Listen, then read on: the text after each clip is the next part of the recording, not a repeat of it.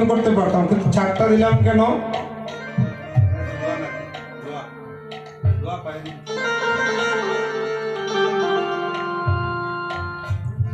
দেখিস তো দাদা, 4টা দিলাম কেন? যদি কোনো বৃষ্টি ঝড় তুফান আসে সব ছাদের উপরে চলে যাবে, এই জন্য তোমরা 4টা দিলাম মা। নারীর সাথকে, নারীর সাথ হচ্ছে তার স্বামী। স্বামীর আছে পঞ্চবাই, স্বামী না থাকলে কেহ নাই।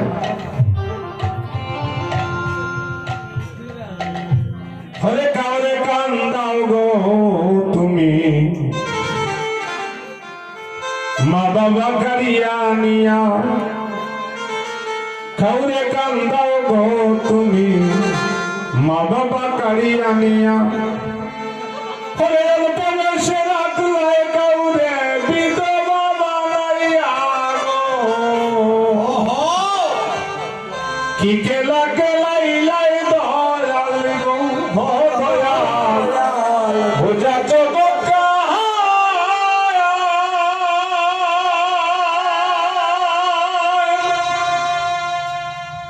করে ফাঁকে দি মানুষ বানাইয়া, তুমি লাগাইলে বাজার গো। কি কেলা কেলাইলাই দয়াল গো, কাউরে দিলাই ধন সম্পত্তি, একটি সন্তানও নাই। আর কাউরে দিলাই 10টি সন্তান, কিন্তু ধন সম্পত্তি নাই। নদীর এপার বারো সেই পার গো, এই তো নদীর খেলা। সকাল বেলার ধনী গরিব তুমি করো সন্ধ্যা বেলা গো।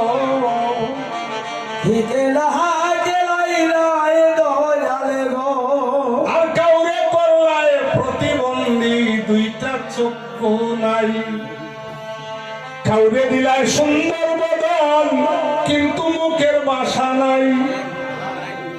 খুব সুন্দর বদন, তো তার কথা শুনলে মানুষ দৌড়েও দিলে। অত সুন্দর বদন, অত সুন্দর কথাবার্তা, অত সুন্দর তার দেহ খানা, তো মা তুললে আর সহ্য করা যায় না।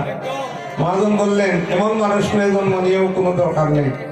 যারা সুন্দর মানুষ দেখবা, তারা রাস্তার মধ্যে যখন অলঙ্কার লাগাইয়া আটে, তখন তারা আটা দেখলে চিনা যায়। হ্যাঁ, সুন্দর মানুষ যারা দেখবা নেই, একটু আলগা আলগা থাকবা, সামনে গিয়া সামনের ফুললে বাড়িয়ে দিবা। সুন্দর মানুষ, ভগবান বললেন তোর সুন্দরটা তো আমি সেকেন্ডে ওরম করে নিব গিয়ে। আমার সুন্দরী তুমি সুন্দর। কাউরে করলাই প্রতিবন্ধী, 2টা চক্ষু নাই। কাউরে দিলাই সুন্দর বদন, কিন্তু মুখের ভাষা নাই। তুমি হাকিম হইয়া হুকুমে করো, পুলিশ হইয়া করো, আবার সর্প হইয়া দংশনে করো, তুমি উজা হইয়া জানো। কি কেলা কেলাইলাই দয়াল গো, কাউরে কান্দাও গো তুমি, মা বাবা কারিয়া নিয়া। কাউরে কান্দাও গো তুমি, সন্তান হারা হইরা। কাউরে কান্দাও গো তুমি, তার মনের মানুষ কারিয়া নিয়া। অল্প বয়সে রাখলাই কাউরে বিধবা বানাইয়া গো। কি কেলা ঘুমটাটা দেখেন, আজকে শাস্ত্রীয় কথা শুনে যান। ওই স্বামীর চরণ চিহ্ন, এই দেখুন, এই চরণ চিহ্নটা সবসময় নারী মস্তকে বসায়। এই দেখুন, কি গো মা, আপনারা ঘুমটাটা কোন দিকে টানেন বেশি? দিকে টানেন, ঘুমটাটা টানে ওদিকে। কেন টানে? ডান অঙ্গটা হচ্ছে স্বামী আর বাম অঙ্গটা হচ্ছে স্ত্রী, তাই টানে, সবসময় টানে। অর্থাৎ কোথায় টানে? মাথার উপরে টানে যে হে স্বামী, তুমি আমার কেশের অগ্রভাগে পরমায়ু পেয়ে তুমি আমার মস্তকে ছায়ারূপে বসো, আর আমি যেন শঙ্খ সিন্দুরে তোমার চরণে আমার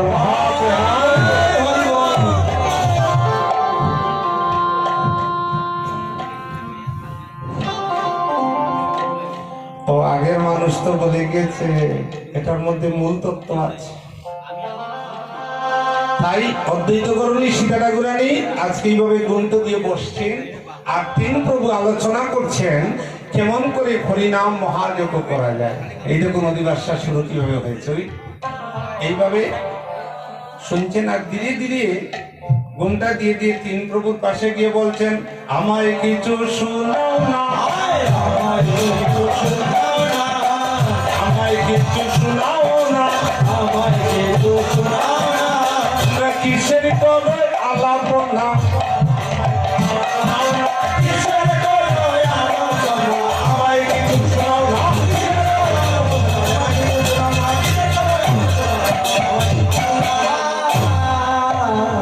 আজকে পেলেন আপনারা মাসিমারা যে ছোটবেলায় একটা পদ পাইতাম, এই দেখুন অধিবাসটা আমরা শুনি না, কিন্তু অধিবাসের পদগুলো শুনলে হৃদয়ে দুলিয়ে যায়। অধিবাসটা পূর্ণ অধিবাসটা আপনাদের গোরের মধ্যে পৌঁছে দেব। আজকে যে এত সুন্দর করে আমরা কীর্তনটা করতে পারছি, আসলে কিছু আমাদেরকে হেল্প করছে সাউন্ড সিস্টেম। আজকে যে ছোটরা দেখছেন ওদেরকে নিয়ে আমি দিরিবাম একটা প্রোগ্রাম করেছিলাম, তারা তখন বলছিল আমরা আমরাঘাটে যাব। আসলে ওরা খুব শ্রদ্ধার সহিত সাউন্ড সিস্টেম দিয়েছে, যেখানে কীর্তন হবে আপনারা এই সাউন্ড সিস্টেমকে লক্ষ্য করবেন, অতি সুন্দর। কারণ যেখানে দাতার মন, কীর্তনিয়ার মন, বৈষ্ণবের মন এক হয়ে যায়, এখানেই প্রেম আনন্দ হয়। আপনাদের মন ভালো, এখন আমি আমরাঘাটে আরো কীর্তন করে গিয়েছি, ভক্তরা প্রাণ করে কীর্তন শুনে। আজকে অদ্বৈত গরুণী সীতা ঠাকুরানী এই যে একটা কথা লেখা পেতাম প্রতি ঘরে ঘরে মা, এখন আর নেই। আপনাদের সময় ছিল সংসার সুখের হয় রমণীর গুণে, সংসার ধ্বংস হয় কি গো মাসিমা, নারীর কারণে। এগুলো মায়েরা খুব সুন্দর করে আগে সুতো দিয়ে লিখে রাখতেন ড্রয়িং রুমে। ছেলের বিবাহ হলে পরে পুত্রবধূকে নিয়ে বলতেন, মা গো ওই লিফলেটটা দেখে চলিও। অদ্বৈত গরুণী সীতা ঠাকুরানী হচ্ছেন আজকে কলিযুগের শ্রেষ্ঠ রমণী। তিনি কলিযুগে মহাপ্রভুর কাছে প্রথম বার্তা রাখলেন, আমায় কিছু শোনাও না, আমি কলিযুগে প্রথম একটা হরিনাম মহাযজ্ঞ দান করব। এই দেখুন আমরা রমণীর বাক্যে কীর্তন পেয়েছি, কিন্তু পুরুষের বাক্যে পাইনি। বললেন, আমার মনে বড় বাসনা, আমি কলিযুগের প্রথম সন্ধ্যা একটা হরিনাম যজ্ঞ দান করব। আচ্ছা আচ্ছা, ঠিক আছে ঠিক আছে, তুমি হরিনাম যজ্ঞ দান করবে। ত্রিনাদপি শুনিছেন তরুদেব সহিষ্ণুনা অমানিনা মানদেন কীর্তনিয়া সদা হরি। তুমি একটা কাজ করবে, হরিনাম কীর্তন দিতে হলে আগে এই শ্লোকের বঙ্গানুবাদ তুমি শ্রবণ করো। কি শ্রবণ করবো? ধন্য হোক যে 85 টাকা আমাকে দিলেন, আমি এই টাকাগুলো কীর্তন শেষে কি করবো এখন আমি বলবো না।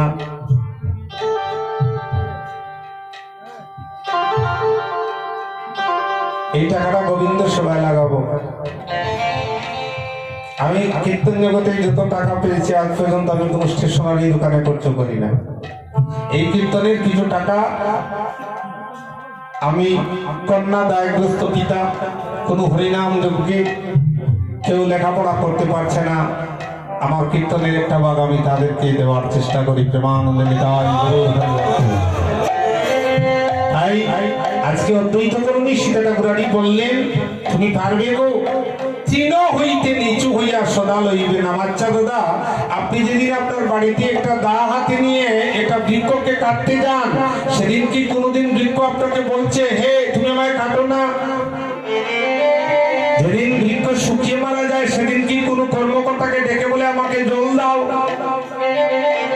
সেই সমভাবে যেদিন তোমার হবে, সেই দিনে তুমি হরিনাম যজ্ঞ দান করতে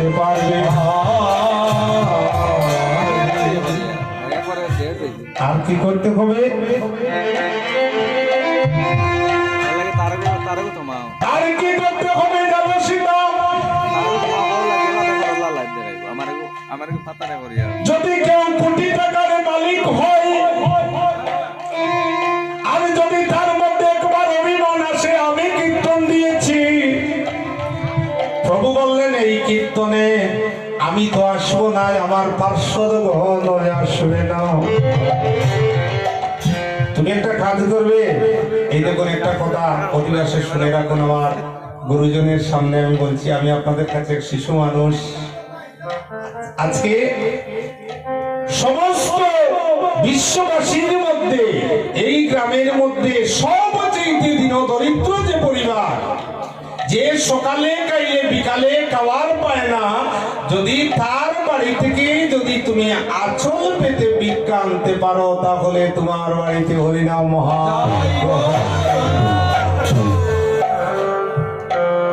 এখন যদি আপনি মনে করেন বা আমি গ্রামের শ্রেষ্ঠ ধনী, আমি কি যাব হরিনাম যজ্ঞ করতে তার বাড়িতে ভিক্ষা মাগতে? আপনি তো দূরের কথা, স্বয়ং মহাপ্রভু হরিদাসের মহোৎসব করেছিলেন বাজারে বাজারে ভিক্ষা করে হাত তুলে। তুমি যদি ভিক্ষা করে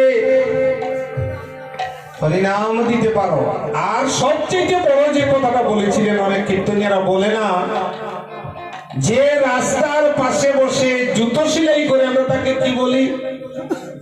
মুসি। তার বাড়ি থেকে যদি হাত পেতে দুইটা থন্ডল এনে আমার বুকের মধ্যে দিতে পারো তাহলে তোমার হরিনাম যথেষ্ট।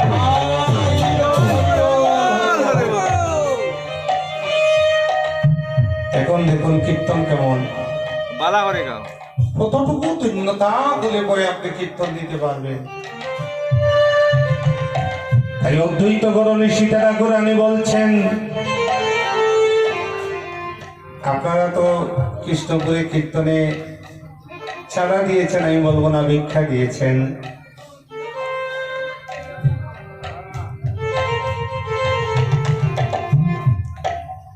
টাকাও দিয়েছেন, পয়সাও দিয়েছেন, ডালও দিয়েছেন, চালও দিয়েছেন, কিন্তু আমার কীর্তনের পদের মধ্যে আমি ধর্মনগর থেকে ভিখারি এসেছি। আপনারা আমাকে আজকে অদ্বৈত গরণীর কথা শুনতে 2 টাকা 1 টাকা 5 টাকা যদি থাকে, আপনারাও আমাকে আজকে একটু ভিক্ষা দিতে হবে, কারণ আমার ঘরে এক মুষ্টি চাল নেই, আমি আপনাদের কাছে ভিখারি হয়ে এসেছি।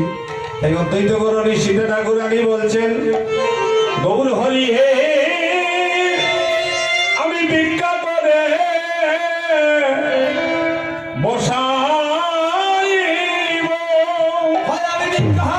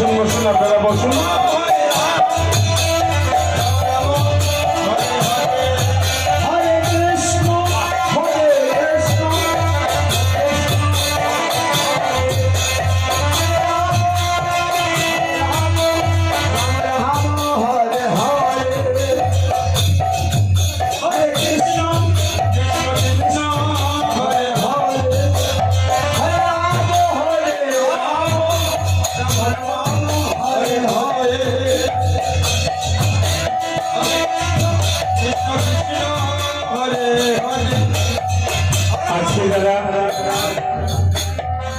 আপনারা ভিক্ষাটা দিলেন, এটা আমি ধর্মনগর নিয়ে যাব না। আজকে যে টাকাটা আপনারা দিলেন, এই টাকাটা আপনাদের অতি কষ্টের টাকা। কাকে দিলেন? আমরা চৈতন্য মহাপ্রভুর হরিনাম কীর্তনের জন্য দিয়েছি। আজকে যত টাকাটা আপনারা দিলেন, যেদিন আপনাদের শেষের দিন আসবে, চারজনে কাঁধে করে শ্মশান ঘাটে নিয়ে যাবে, সেই দিন আমার গৌরহরি বলবে, তুমি কৃষ্ণপুরে আমার ভক্তের প্রসাদের জন্য 10টি টাকা দিয়েছিলে, মনারা একটু বসো,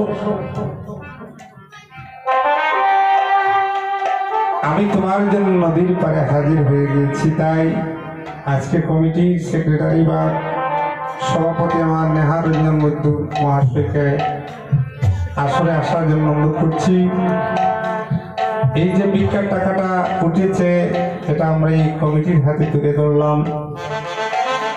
আগামীকাল এই টাকাটা দিয়ে আপনারা গোবিন্দের সেবা দিবেন।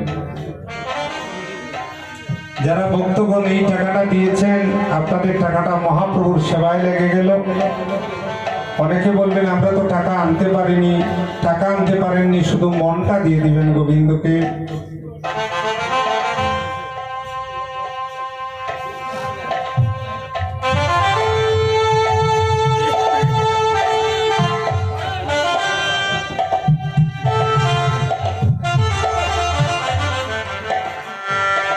আজকে আমরা কোটি কোটি টাকা ঘরে গণনা করি, কিন্তু ভিক্ষার টাকা গণতে এত আনন্দ হয়। তাই আপনারা যারা দিয়েছেন বা যারা দেননি, সকলের জন্য আমরা প্রার্থনা করি আপনাদের সকলের পরিবার শান্তি হোক এবং কৃষ্ণ ভক্তি সকলে তাহলে ঠাকুরানী তুমি শুনো, তুমি যদি কীর্তন দিতে চাও, তুমি প্রতি জীবের দ্বারে দ্বারে 2টি হাত পেতে যেতে হবে, বিনয় করে তাদেরকে বলতে হবে,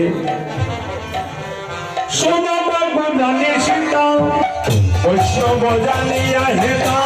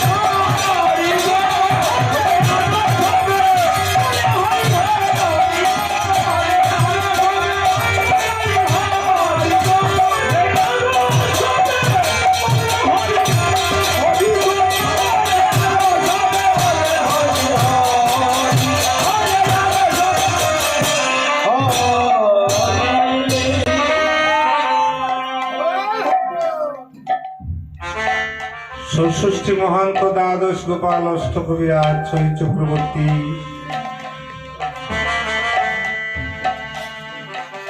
শ্রীকৃষ্ণ চৈতন্য চন্দ্র সকল ভকত বৃন্দ গুণগায় দাস বৃন্দাবন। কালকে থেকে আমরা কৃষ্ণপুর কীর্তনের এমন একটা পরিবেশ সৃষ্টি করব আপনাদের সবাইকে নিয়ে। সঙ্গে থাকবেন আমার মায়েরা, বোনেরা, ছোট মনিরা। কালকে আমরা কেউ কারো প্রতি কোনো হিংসা নাই। কালকে থেকে যতদিন এই গ্রামে থাকব সবাই তো আর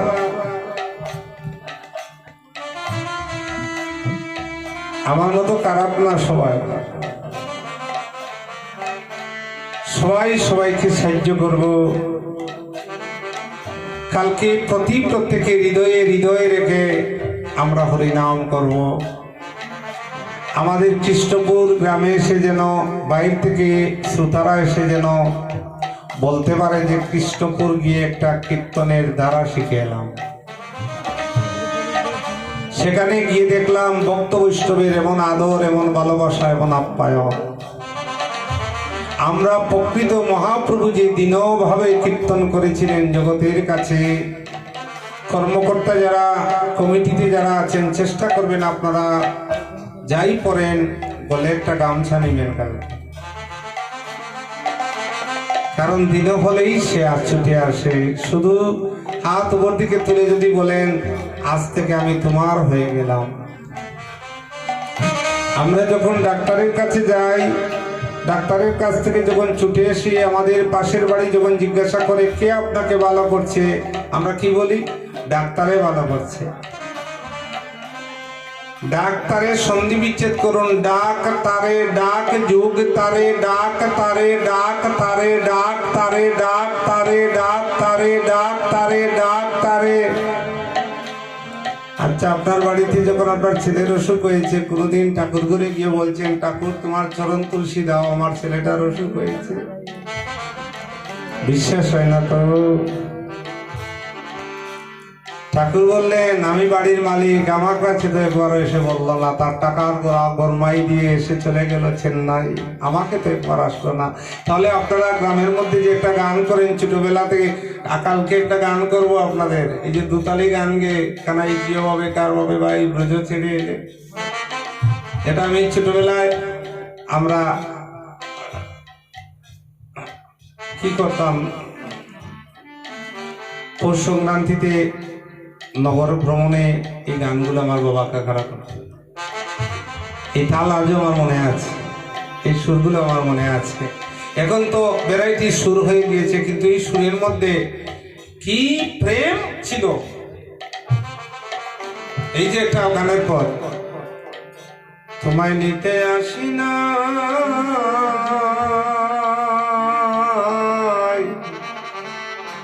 দেখা দাও হে জীব,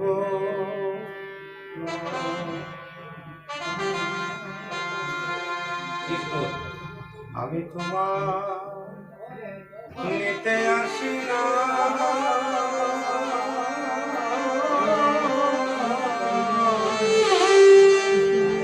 দেখা দাও হে জীব।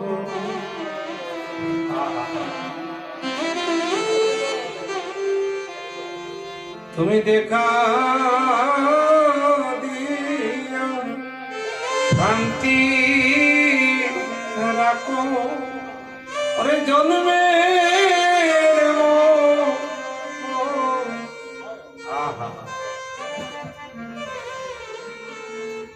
গান আর আজকের গানগুলো রং হয়ে গিয়েছে। কি প্রেম ছিল, কি প্রাণ ভরা ছিল। কালকে না হয় পূর্ণার দিনে আমরা সবাই মিলে একটা গান গাইব। সবাই আমাকে একটু গান করবেন। আপনাদের গ্রামে যারা এই মৃদঙ্গ বাদক রাশিগুল নিয়ে গান করেন পূর্ণার দিনে, আপনারা যারা বাদক, আমি তো চিনি না, আপনারা আমাকে সাহায্য করবেন। হ্যাঁ, শুধু আমরা গাইব ধর্মনগর থেকে এসে, আপনারা কীর্তন করছেন, আপনারা এত কষ্ট করছেন, আপনারা আমরা সবাই মিলে এই হরিনাম গাইব। বাহ, এই যে সুরগুলো আমার কানে এখনো বাজে, এই সুরগুলো আমরা তখন স্কুলে পড়তাম, এই গানগুলো শোনার জন্য কি করতাম, এই যে পৌষ সংক্রান্তিতে কত মেলার ঘর বানিয়ে বুট চাপটায় গিয়ে আমরা স্নান করতাম। যখন 10টা হয়ে যায়, স্নান তো মেলার ঘর তো আর নাই, চলে গিয়েছে। আমাদের 1 মাস থেকে এই আওরের যে নেড়াগুলো আমরা বলে বলে রাখতাম, 1 মাস পূর্ব থেকে আনন্দ, বা পৌষ সংক্রান্তি মেলার ঘর পুয়াবো, কিন্তু এই আনন্দ আজ আমাদের কাছ থেকে চলে গিয়েছে। যাই হোক, আমার সিওরটি সুন্দর একটা পূর্ণভূমি আজকে পেলাম আপনাদের আমরাঘাটে এসে। কৃষ্ণপুরে আমার ভাই বন্ধু যারা আছে সবাই আমাকে কৃপা করবে, প্রেমানন্দিতা সমস্ত যজ্ঞের আয়োজন করে আজকে দাতা আপনাদের সকলের কাছে প্রার্থনা করছেন, যারা কীর্তন দান করছেন সকলের কাছে প্রার্থনা করছেন, যদি কোনো কালে কোনো জন্মে যদি আপনাদেরকে কোনো দুঃখ দিয়ে থাকেন, সমস্ত দুঃখ আপনারা আজ আমার মাথার উপরে দিয়ে আমরা কালকে থেকে সবাই মিলে, তোমরা সবে মিলে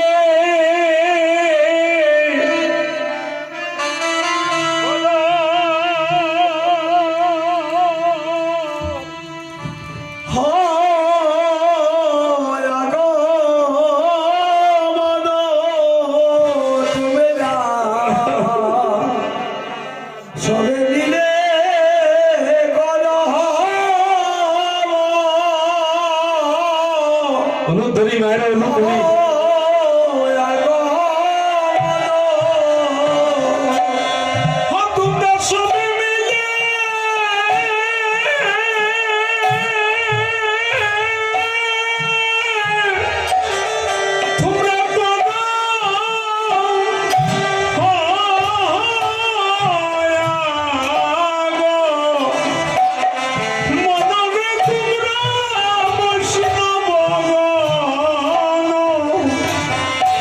সবে মিলে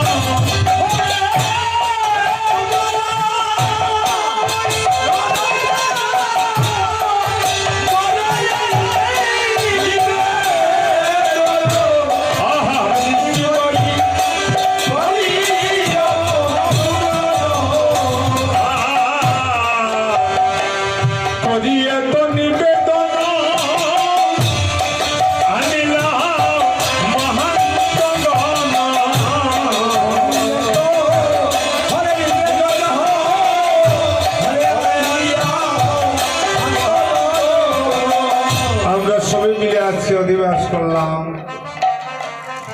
এই কীর্তন আপনারা আমরা সকলের, শুধু আমলাঘাটবাসী নয়, সমস্ত বিশ্বের সকলের কীর্তন। আপনাদের কাছে আমি কর্মকর্তার পক্ষ থেকে, কমিটির পক্ষ থেকে বিনম্র প্রার্থনা করছি, আপনারা যারা, আমি অত্যন্ত খুশি হয়েছি, প্রায় 3 ঘন্টা থেকে আমার ভাই বন্ধুরা, ছোট মোনারা রাস্তার পাশে দাঁড়িয়ে কীর্তন শুনছেন। আপনাদের সকলের কৃষ্ণ ভক্তি হোক।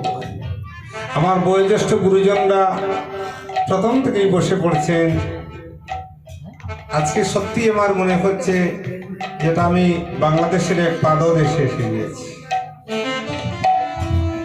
আমি মনে করছি আমার ঘরের মানুষ সবাই, আমি যে ধর্মনগর থেকে এসে কীর্তন করছি আমরাঘাটে, একবার আমার মনে হচ্ছে না, মনে করছি আমার ভাই বোন, আমার মা বোনেরা সবাইকে নিয়ে আমি হরিয়ে আনন্দ।